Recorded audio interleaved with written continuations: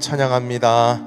옆에 계신 분들과 인사 나눕시다. 참 잘 오셨습니다. 인사 나누실까요? 네, 잘 오셨습니다. 감사합니다.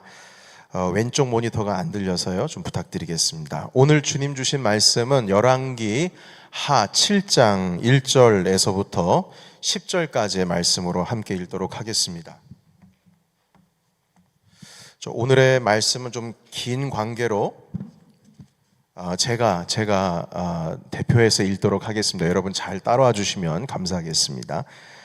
엘리사가 이르되 여호와의 말씀을 들을지어다. 여호와께서 이르시되 내만 이맘때에 사마리아 성문에서 고운 밀가루 한 스아를 한 세겔로 매매하고 보리 두 스아를 한 세겔로 매매하리라 하셨느니라. 그때에 왕이 그의 손에 의지하는 자 곧 한 장관이 하나님의 사람에게 대답하여 이르되 여호와께서 하늘에 창을 내신들 어찌 이런 일이 있으리요 하더라. 엘리사가 이르되 네가 내 눈으로 보리라. 그러나 그것을 먹지는 못하리라 하니라. 성문 어귀에 나병 환자 네 사람이 있더니 그 친구에게 서로 말하되 우리가 어찌하여 여기 앉아서 죽기를 기다리랴. 만일 우리가 성읍으로 가자고 말한다면 성읍에는 굶주림이 있으니 우리가 거기서 죽을 것이요 만일 우리가 여기에서 머물면 역시 우리가 죽을 것이라. 그런즉 우리가 가서 아람 군대에게 항복하자. 그들이 우리를 살려두면 살 것이요 우리를 죽이면 죽을 것이라 하고 아람 진으로 가려 하여 해 질 무렵에 일어나 아람 진영 끝에 이르러서 본즉 그곳에 한 사람도 없으니 이는 주께서 아람 군대로 병거 소리와 말 소리와 큰 군대의 소리를 듣게 하셨으므로 아람 사람이 서로 말하기를 이스라엘 왕이 우리를 치려 하여 헷 사람의 왕들과 애굽 왕들에게 값을 주고 그들을 우리에게 오게 하였다 하고 해질 무렵에 일어나서 도망하되 그 장막과 말과 나귀를 버리고 진영을 그대로 두고 목숨을 위하여 도망하였습니다.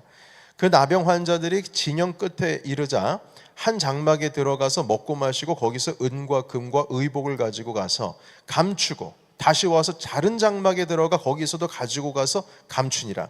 나병 환자들이 그 친구에게 서로 말하되 우리가 이렇게 해서는 아니 되겠도다. 오늘은 아름다운 소식이 있는 날이거늘 우리가 침묵하고 있도다. 만일 밝은 아침까지 기다리면 벌이 우리에게 미칠지니 이제 떠나 왕궁에 가서 알리자 하고 가서 성읍 문지기를 불러 그들에게 말하 이르되 우리가 아람 진에 이르러서 보니 거기에 한 사람도 없고 사람의 소리도 없고 오직 말과 나귀만 메어 있고 장막들이 그대로 있더이다 하는지라. 아멘. 자, 여러분 이 말씀만 가지고 보면 도대체 어떤 지금 상황이 펼쳐지는지 우리가 잘 모릅니다. 그래서 오늘 좀 환경에 대해서도 배경에 대해서 함께 나누고 그리고 시험을 다시 치를 기회가 온다라는 제목 가지고 우리 함께 하나님의 유토 네 번째 시간을 갖도록 하겠습니다. 자, 열왕기 하에서 이제 5장과 7장 사이에 보시게 되면 나병 환자들이 두 부류가 등장을 합니다. 첫 번째 등장한 5장에서의 나병 환자는 그 아람 수리아라고도 합니다. 그 아람의 군대 장관이었던 나아만이 나병 환자였습니다. 자, 나아만은 이스라엘의 엘리사 선지자에게 고침을 받을 수 있다는 그 이스라엘에서 포로로 끌려온 여종 하나가 그렇게 얘기를 했어요. 자, 그러자 이 얘기를 듣고 믿었습니다. 그래서 이스라엘 왕인 여호람 왕에게 편지를 씁니다. 나만 장군을 보낼 테니까 좀 고쳐달라고. 자, 그러자 여호람 왕이 오히려 이방 사람들은 믿는데 본인은 이 사람들이 전쟁할 기회를 찾는구나. 말도 안 되지. 이 나병 들린 사람을 어떻게 고치라 하느냐. 뭐 옷을 찢고 난리가 났어요. 이제 우린 다 죽었다. 전쟁을 치르게 됐구나. 자, 그런데 엘리사가 그 이야기를 듣고 왕한테 사람을 보내서 왕이시여 데리고 오게 하십시오. 네, 제가 해결해 드리겠습니다. 그래서 나아만 장군이 결국에는 오게 되죠. 그러나 엘리사 나아만을 환영하지 않았습니다.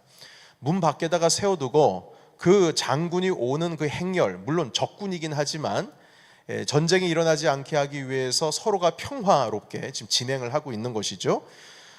요단강에 가서 그냥 7번 씻어라. 그러면 된다. 이러셨어요. 그래서 나아만이 이제 분노 게이지가 올라갑니다. 왜냐하면은 적어도 안수라도 해줄 줄 알고 뭐라도 좀 이렇게 치료 관련된 뭔가 좀 손을 대기라도 하고 이럴 줄 알았는데 기도 하나 해주지 않고 그냥 가서 요단강에서 씻으라니까 얼마나 화가 나겠어요. 돌아가자. 아니 우리나라의 요단강 이게 시냇물 같은 이런 물보다 더 깨끗하고 좋은 물이 있는데 차라리 거기 가서 씻겠지. 그러자 그 주변에 있었던 종들이 말립니다. 주인님, 이보다 더 심한 거를 하라고 그래도 하실 건데 아니 물속에 들어가서 몸 7번 씻으라는 게 그 대수입니까? 하십시오. 괜찮습니다. 나중에 분노하셔도 괜찮습니다. 일단 하시는 게 좋습니다. 해서 결국엔 7번 몸을 씻었습니다. 그리고 나서 거짓말처럼 몸이 다 낫게 되었죠. 자, 이렇게 회복된 나병 환자 나아만의 이야기가 열왕기하 5장에 등장을 합니다. 자, 그리고 또 다른 나병 환자 이야기가 오늘 우리가 읽은 이 열왕기하 7장에 등장을 하는데요. 자, 여기에서는 두 가지의 고통스러운 환경이 등장합니다. 첫 번째 무엇이냐면 지금 이스라엘이 어떤 환경에 놓여 있냐면 극심한 기근에 7년 동안 고생하고 있습니다. 엘리사는 7년 전에 자기를 도왔던 수넴 여인, 그 가정, 남편, 자기가 수넴으로 갈 때마다 거기서 자기 집을 내어주고 침대, 방을 하나 내주고 침대 하나 내주고 해서 머물 수 있도록 도와줬어요. 그 가정에 아들을 낳게 해주시고 그리고 그 아들이 죽었었는데 다시 살리는 기적도 주시면서 그 가정이 행복하게 살 수 있도록 그 이방 여인이고 이방 사람들이지만 그렇게 하나님의 사람을 섬긴 자에게 베풀어 주셨어요. 자, 그리고 이제 7년 기근이 시작될 쯤 오니까 이제 엘리사 선지자께서 말씀합니다. 너희들은 여기 남아있지 마라.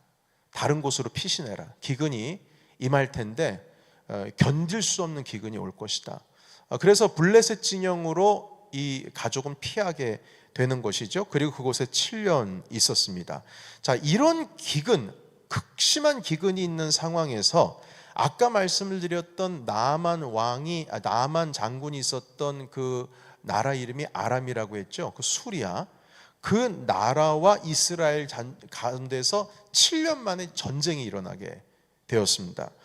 자, 그래서 성경의 흐름을 보게 되면 7년 전에 나아만이 엘리사를 만나고 나병에서 회복을 얻었고, 그리고 그 시점에 7년 동안 기근이 들었고, 그리고 기근이 거의 끝날 때쯤에 아람 나라와 이스라엘 사이에서 전쟁이 일어났어요. 그러니까 나만 장군 고쳐놓고 그리고 전쟁이 일어난 거예요. 근데 전쟁이 어떤 전쟁이냐? 이스라엘에게 불리한 전쟁입니다.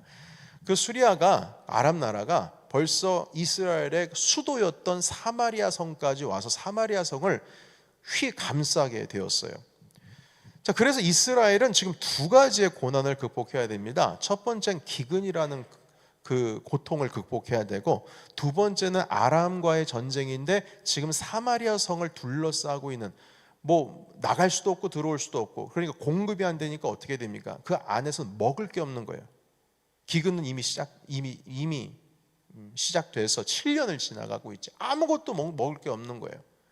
이 두 가지를 해결해야 되는데 이스라엘이 아람과의 전쟁에서 승리할 것 같아 보이지 않습니다. 힘이 없습니다. 사마리아는 북이스라엘의 수도였는데 완전 포위가 돼서 나갈 수도 없고 들어올 수도 없어요. 자, 이런 상황에서 견디기가 어려웠는데 얼마나 먹을 것이 없냐면 여러분, 사마리아 성 안에 물가가 상승하기 시작했는데, 왜냐하면 공급은 없고 수요가 많아지니까요.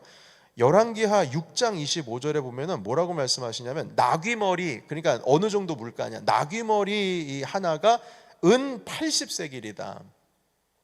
여러분, 나귀머리 하나라고 하면은 어떤 의미입니까? 머리를 잘랐겠습니까? 안 잘랐겠습니까? 잘랐겠죠? 자르니까 머리 하나라고 그러지. 나귀를 뭐 전체를 사는데 이 머리는 얼마치고 다리는 얼마고 이렇게 해서 팝니까? 그게 아니죠. 그래, 먹을 게 없으니까 나귀 머리라도 먹는 거예요.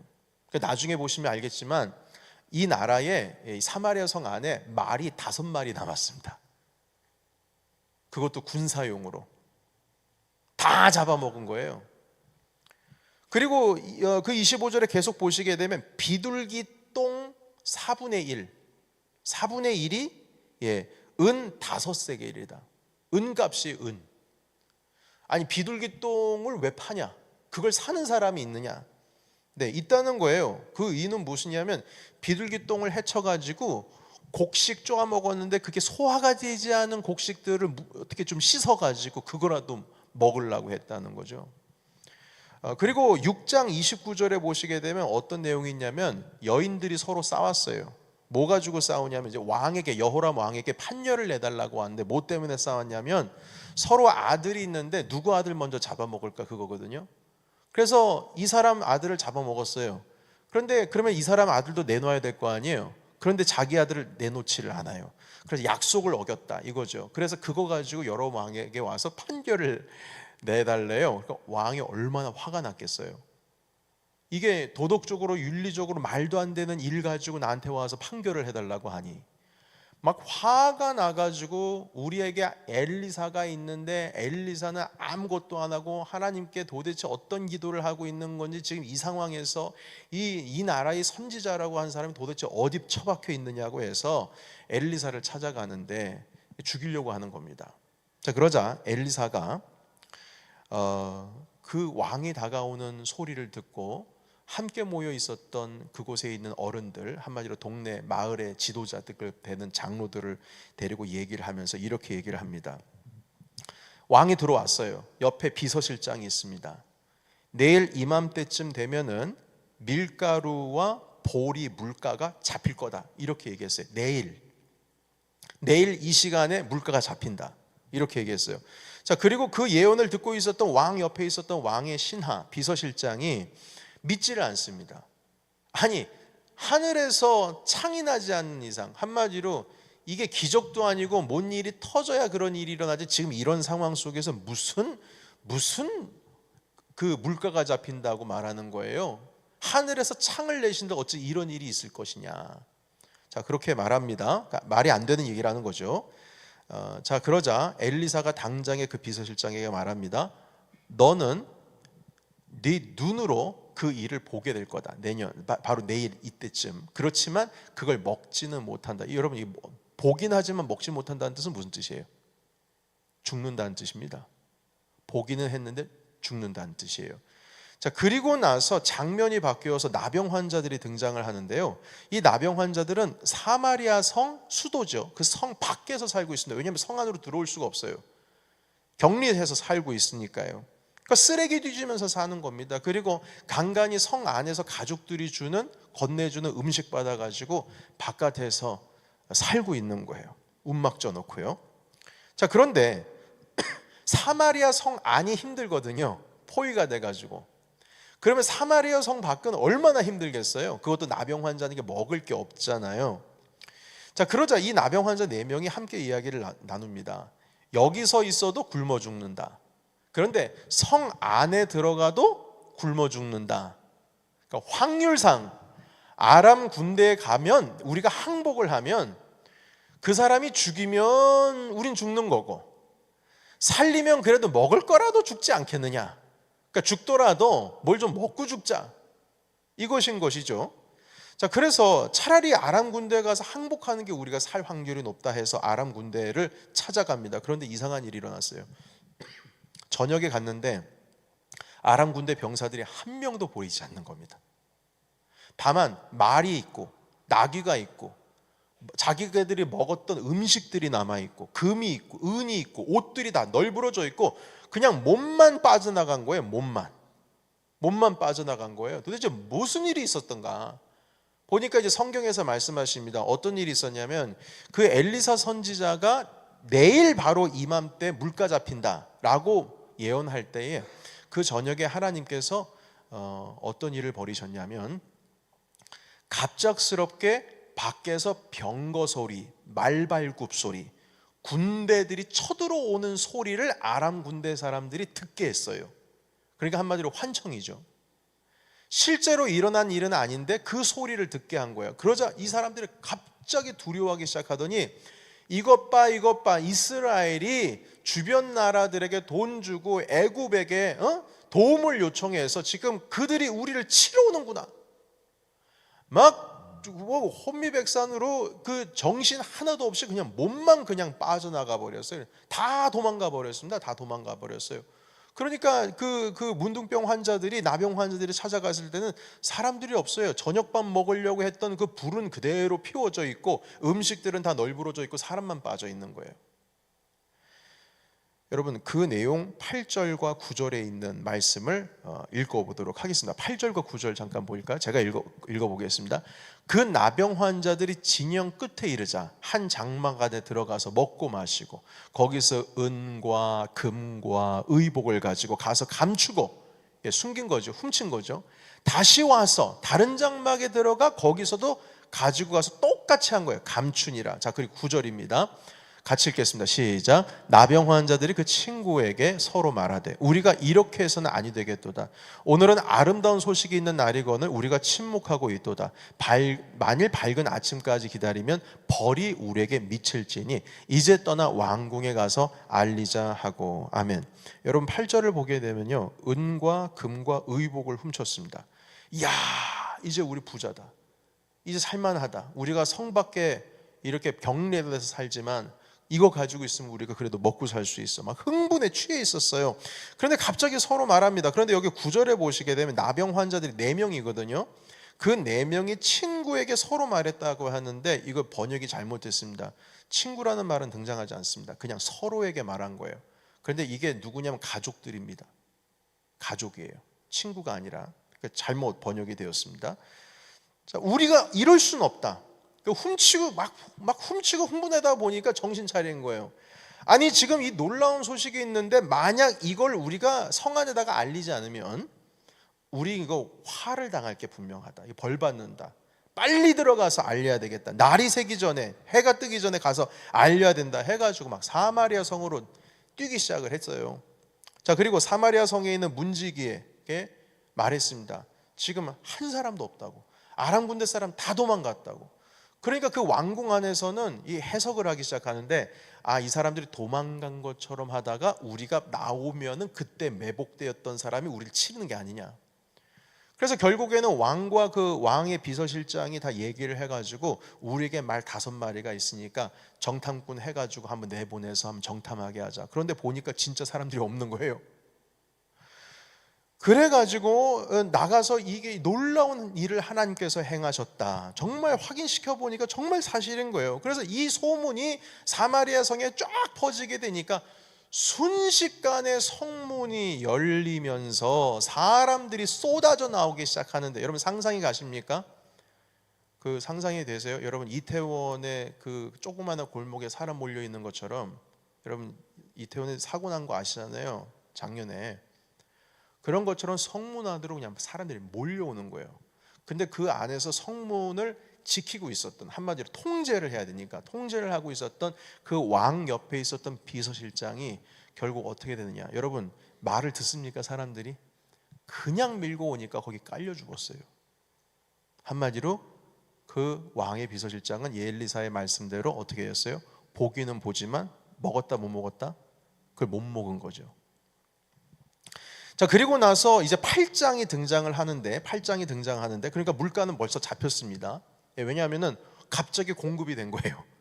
다 놔두고 도망가 버렸으니까. 자, 그런데 여러분, 이 8장은 지난주 금요일에 우리가 함께 나눴던 말씀이죠.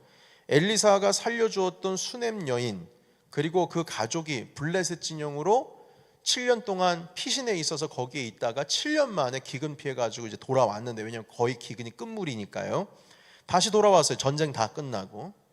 자, 그런데 전쟁도 끝났어요. 기근도 거의 막바지예요. 그래서 다시 돌아왔는데 집과 밭을 다른 사람들이 뺏어서 거기서 살고 있고 밭은 다른 사람들이 일구고 있는 거예요. 수넴 여인이 아들과 함께 좀 살려보려고 다시 돌아왔는데 살 집도 없고 토지도 없는 거예요. 그래서 너무나 억울해서 여호람 왕에게 찾아가서 재판을 해달라고, 다시 저거 대짝해 해달라고 요청을 하러 가죠. 자, 그런데 마침 그때에 왕 옆에 있었던 게하시라고 하는 사람이 등장합니다. 이 게하시는 엘리사 선지자의 종이었죠. 때마침 게하시가 7년 전에 있었던 엘리사가 어떤 수넴 여인의 한 아들을 살린 이야기를 막 하고 있었어요. 엘리사에 대한 이야기를 하고 있었는데, 그때 마침 그 이야기의 주인공인 수넴 여인이 아들이랑 같이 들어오는 거예요. 깜짝 놀라가지고 왕이시여 왕이시여, 지금 제가 말하고 있는 그 여인, 그 아들, 그 사람이 바로 저 사람입니다 했어요. 어떻게 우연히 딱 그게 맞은 것이요. 그래서 왕이 그 이야기를 게하시로부터 듣고 나서 이 순간에 있는 저 여인의 땅과 집을 다 넘겨주고, 그리고 혹여나 그 7년 동안 그 밭에서 나누었던 소출이 있을 때 그 소출까지도 다, 그 비용까지도 다 계산해 가지고 돌려주라고 명령하셨어요. 다 회복이 됐죠, 그 여인도요.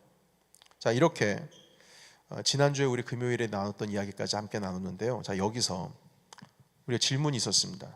어떻게 게하시라고 하는 엘리사의 종이 왕 옆에 있을 수 있느냐? 그 이유는 무엇이냐면, 게하시는 나만 장군이 회복이 되고 나서 나만 장군이 은과 금과 옷을 주겠다라고 했는데 엘리사가 거부하죠. 그런데 거부했지만 이 게하시는 끝까지 찾아가 가지고 금과 은과 그리고 옷을 가지고 옵니다. 엘리사를 속이고 말이죠. 엘리사가 다 알고 있습니다. 그래서 너는 지금 이때가 어느 때인데 지금 은과 금과 그 옷을 받을 수가 있느냐? 너 정신 못 차려? 정신 못 차려? 지금 네가 이런 뇌물을 받을 때야? 이런 선물을 받을 때야? 어떻게 너 이럴 수가 있어? 그러니까 순종하지 못한 것에 대해서. 그런데 게하시는 끝까지 변명만 내려놓는 거예요. 나 그런 적 없다. 그 속인 것에 대한 대가로 나만 장군에 있었던 그 나병이 너에게로 옮겨져 간다. 그리고 너뿐만 아니라 너의 자손까지도 영원토록 나병 환자가 될 거다. 이렇게 저주를 하셨어요. 그리고 게하시가 실제로 나병에 걸렸습니다. 자, 그런데 그게 5장의 이야기예요. 그런데 6장 지나고 7장 지나고 나서 8장입니까? 예, 7장 지나가서 이제 왕 옆에서 왕을 보좌하고 있는 사람으로 지금 게하시가 등장을 한 거예요.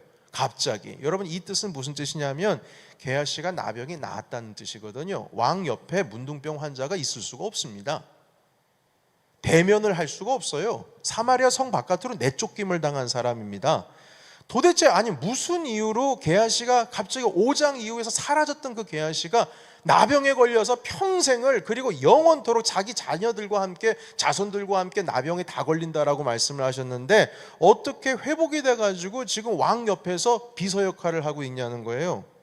자, 여기서 사실 성경에서는 무슨 일이 있었는지에 대한, 어떤 상황이 일어났는지에 대한 구체적인 게하시아에 관련된 이야기를 성경은 하고 있지 않습니다. 그러나 유대 랍비들은 이 상황을 이렇게 해석합니다. 랍비 중에 이 구약 학자로 알려진 요하난이라고 하는 사람이 있는데 이렇게 글을 씁니다. 그 글을 제가 읽어보겠습니다.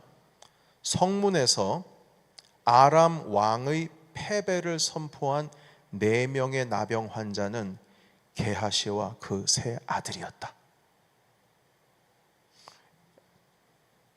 여러분, 저는 요 글을 읽을 때 소름이 났어요. 4명의 그 나병 환자가 게하시와 그 아들들이었다는 거예요. 유대 전통으로 내려오는, 그리고 유대의 그 랍비 학자, 구약 학자가 그렇게 해석을 하고 랍비들은 그렇게 알고 있습니다. 성경에는 그걸 구체적으로 설명하고 있지 않지만, 그러니까 게하시가 7년 동안 성 밖에서 나병에 걸린 아들들과 함께 살아가고 있었는데 그 쓰레기 더미를 뒤지면서 겨우 가족들이 가져다 주고 있는 음식 겨우 먹고 살고 있었는데 아람 군대의 패배를 직접 보게 된 겁니다. 그 부분을 다시 한번 읽어볼까요? 여러분 8절 한번 보시겠어요? 8절 한 번 더 읽어볼게요. 스크린 쪽으로 한번 8절만 다시 한번 보여주시겠습니까? 제가 읽습니다. 자, 그 나병 환자들이, 이 게하시와 그 아들들, 세 아들입니다. 진영 끝에 이르자 한 장막에 들어가서 먹고 마시고 거기서 뭐를요? 은과 금과 의복을. 여러분 어디서 많이 보지 않았어요? 나만 장군이 가지고 온 선물이 은과 금과 의복이에요. 그리고 게하시가 받은 것이 은과 금과 의복입니다. 숨긴 것이. 그걸 가지고 어떻게 해요? 감춥니다. 그리고 또 다른 장막에 들어가서 또 감춰요. 그리고 나서 깨달았습니다. 9절입니다. 나병 환자들이, 제가 말씀을 드렸죠, 친구라고 하는 해석은 성경에 존재하지 않는다고요. 가족이라는 말씀 드렸습니다. 서로 말하되, 그러니까 그 아버지가 아들들에게 말하는 거예요. 우리가 이렇게 해서는 안 되겠다. 우리가 이렇게 해서는 안 되겠다. 그러니까 옛날 생각이 나는 거예요. 7년 전 생각이. 7년 전 생각이 나는 거예요. 우리 이러다가 또 큰 화를 당한다. 안 된다, 안 된다. 이거 당장 하나님께서 행하신 일이 분명한데 이걸 들어가서 알려야 된다. 이겁니다. 여러분, 게하시는 7년 전에 나만 장군에게 받았던 은과 금과 의복을 좀 다시 감추고 있는 거예요. 그러나 깨달았습니다. 내가 또 그 짓을 또 하고 있구나. 그리고 아들들에게 말합니다. 9절, 당장 알려야 된다. 우리가 이래서는 안 된다. 벌이 우리에게 미칠 것이다. 여러분, 나병 환자에 대한 기록은 성경에 어떻게 되어 있는지, 구체적으로 그 이후에 어떻게 됐는지가 나타나 있지 않아요. 7장 이후로 나병 환자들이 4명이 어떻게 됐는지 나타나지 않아요.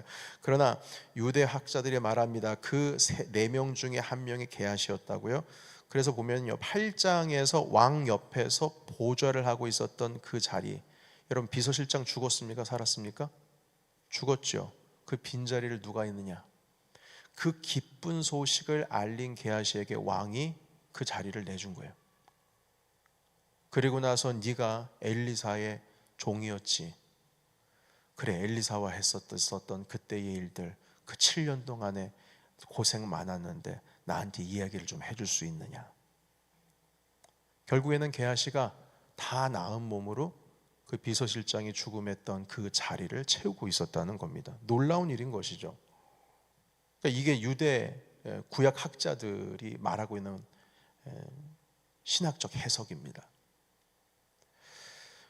여러분, 놀라운 일입니다. 하나님께서 기회를 주시는 것이죠. 우리는 지난주에 함께 말씀을 나눌 때 너 나병이 영원토록이라고 했어요. 성경에 보시게 되면 영원토록이라고 되어 있어요. 너희 자손들과 영원토록. 평생을 나병으로 살 거라고 했거든요. 자, 그런데 오늘 말씀에 의하면 그게 아니거든요. 그렇지 않아요. 왕의 옆에 있는 비서실장 자리에 게하시가 지금 떡하니 있습니다. 여러분, 주님께서는 기회를 주시는 하나님이십니다. 기회를 주시는 분이세요. 우리 주님은 소망의 하나님, 희망의 하나님이신데, 그걸 조금 더 구체적으로 말하면 기회를 주시는 하나님이십니다. 여러분, 주님께서는 다 멸망하겠다고 하셨으면서도 결국에는 살리시고, 이스라엘 나와의 계약을 어긴 너희들 다 쓸어버리겠다고 하시면서도 모세의 기도를 들으시고 다시 살리시는 주님이시고, 너희들이 나와의 언약을 파괴했기 때문에 너희들은 끝이다 했음에도 불구하고 주님께서는 당신의 사랑하시는 아들을 우리에게 보내주시고 당신이 하신 약속을 지키시는 하나님이십니다. 희망의 하나님이세요. 소망의 하나님이세요. 그리고 다시 기회를 주시는 하나님이세요. 여러분, 베드로도 마찬가지였습니다. 우리 예수님을 배신했던 사람이죠. 그러나 배신했던 사람으로서 그 낯짝 들고 주님을 배울 수 있는 그 용기도 없어서 결국엔 나 같은 놈이 무슨 주님의 사역을 해. 아무리 주님이 부활하셨어도 나는 다시 사역의 자리로 돌아갈 수 없다 했지만, 그래서 갈릴리 바다로 가서 다시 물고기를 낚고 있었지만 주님은 새벽 미명에 베드로를 찾아오셨습니다. 저는 그렇게 생각해요. 왜 새벽이었을까? 왜 새벽이었을까? 얼굴을 제대로 볼 수가 없거든요, 베드로가.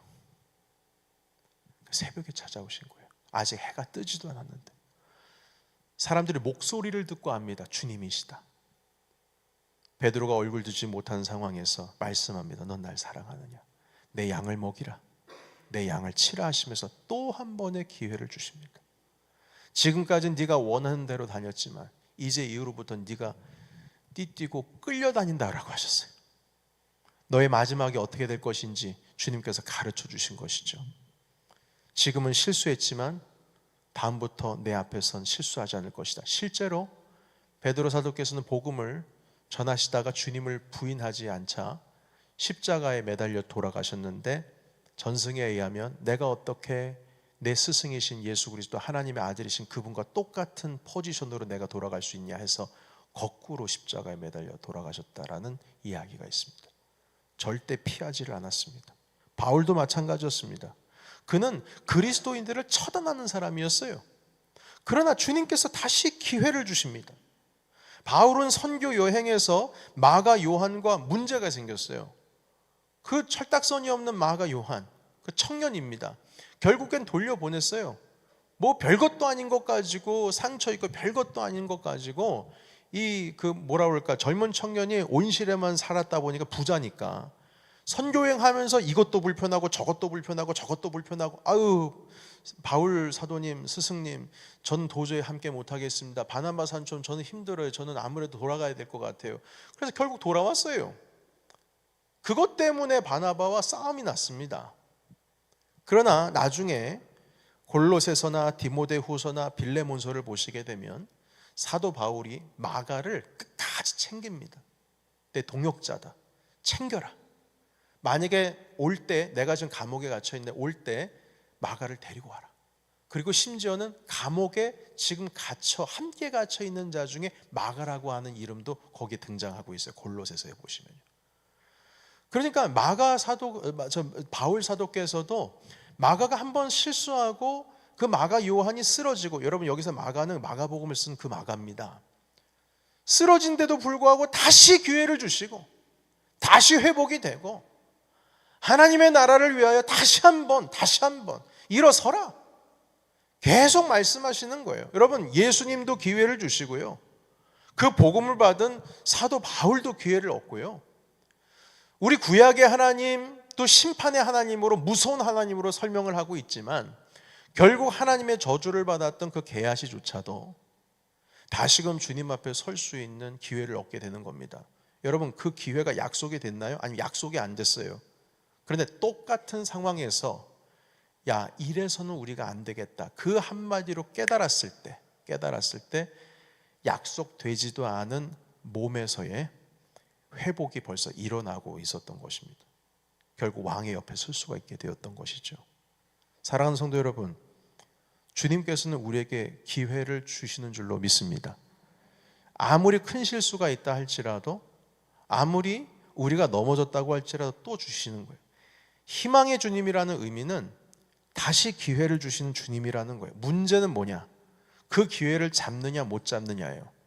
그런데 게하시는 막 은금을 막 훔치면서도, 그 7년 전의 이야기잖아요. 그냥 자기는 모르고 훔치는 거예요. 계속 훔쳐가지고 쌓아놓고 보니까 이게 어디서 많이 본 것 같아. 7년 전에 내 모습 그대로를 자기가 보고 있는 거예요. 자기가 보고 있는 거예요. 여러분 이거 자기가 보지 못하는 사람들도 있습니다. 내 속에 있는 들보는 보지 못하고 다른 사람 속에 있는 것만, 그 티만 보는 거예요. 근데 우리는 그 미러링이라고 하죠. 내 삶을 한번 돌이켜 봐야 됩니다. 내가 지금 뭘 하고 있는지. 이걸 보는 사람에게는 기회가 오는 거예요. 근데 볼 수 없으면 기회가 안 와요. 기회는 오는데 그걸 잡지를 못하는 거죠. 그러니까 주님께서 분명히 기회를 주셨는데 미러링이 안 되면 옛날에 했던 그 실수를 또 하는 거예요. 그 죄를 또 짓는 겁니다. 주님께서는 분명히 다시금 일어설 수 있는 기회를 주시는데 우리는 하나님께 불평불만하면서 왜 주님은 나를 이렇게 하실까? 아니요, 주셨을 거예요. 우리가 몰라서 그렇지. 스스로가 반추하고 스스로가 나 자신을 돌아보고 스스로가 미러링 하는 사람에게는 그게 보이기 시작합니다. 첫 번째 장막에 들어갔을 때는 안 보였어요. 그러나 두 번째 장막에 들어가니까 그때 보이는 거예요. 아, 우리가 이래서는 안 된다. 큰 벌을 받는다. 당장 날이 새기 전에 성으로 들어가야 된다. 그때 주님께서는 게하시에게 몸의 변화를 허락하여 주시고, 나중에는 왕 옆에서 엘리사에 있었던 지난 날의 이야기들을 보고할 수 있는 비서 장관이 돼서 그 빈자리를 메움으로 말미암아 결국 게하시에게 또한 그 자녀에게 있었던 그 저주가 이제 사라지게 되는 겁니다. 사랑하는 성도 여러분, 주님께서 우리에게 기회를 주실 때 그 기회를 꼭 붙드시기를 예수님의 이름으로 축복합니다. 네, 붙들어야 됩니다. 붙들어야 돼요. 붙들어야 됩니다. 주님은 베드로에게도 기회를 주셨어요. 바울에게도 기회를 주셨습니다. 이걸 붙든 자는 하나님의 놀라우신 은혜의 자리 가운데 우리가 함께 있을 줄로 믿습니다. 우리 함께 기도하겠습니다. 살아계신 하나님 아버지, 오늘 주신 말씀으로 인하여 감사합니다. 하나님, 평생 나병으로 고생할 것만 같았던 게하씨가 과거 7년 전에 있었던 일을 생각하면서 우리가 이래서는 안 되겠다, 결국 그 한마디 때문에 그 가정 가운데 다시금 생명의 기운이 돌아오게 되었습니다. 하나님, 이 시간 주님은 희망의 주님이십니다. 소망의 주님이십니다. 그리고 기회를 다시 주시는 분이십니다. 여기에 모여 계신 우리 모든 주님의 자녀들 가운데 다시금 하나님 생명을 주시고, 하나님, 우리가 지난날에 실수한 것, 돌이킬 수 없는 죄가 있다면 하나님, 그리고 한번 넘어진 적이 있다면, 또 쓰러진 적이 있다면 다시 기회를 주신 주님께서 우리를 일으켜 세워 주시옵소서. 그리고 우리가 스스로를 돌아보면서 하나님께서 주신 기회를 놓치는 것이 아니라 꼭 붙들어서 하나님, 주님께서 우리 가운데 계획하셨던 그 놀라운 일들을 함께 이뤄 나갈 수 있는 큰 은혜의 복을 누릴 수 있도록 주님 도와주시옵소서. 하나님, 이 시간 결단의 시간을 올려드립니다. 예수 그리스도의 이름으로 간절히 기도하옵나이다. 아멘. 우리 성령이 오셨네 찬양하시면서 우리 함께 결단의 기도를